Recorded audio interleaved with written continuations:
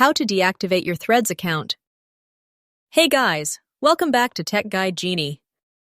If you're looking to take a break from Threads or just deactivate your account, I've got you covered. In today's video, I'll show you step-by-step how to deactivate your Threads account. Let's jump right in. First, open up your Threads app. Once you're in, tap on your profile icon in the bottom right corner of the screen. Next, we'll tap the two horizontal lines in the top right. This is the hamburger menu that gives you access to the settings. From the menu that pops up, go ahead and select Account. Now look for the option Deactivate or Delete Profile and tap on it. At the bottom of the screen, click on Deactivate Profile.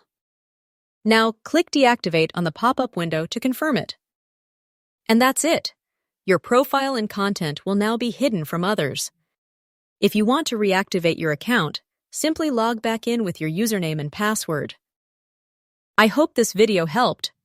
If it did, make sure to like and subscribe for more tech tips. If you have any questions, drop them in the comments below. Thanks for watching, and I'll see you in the next one.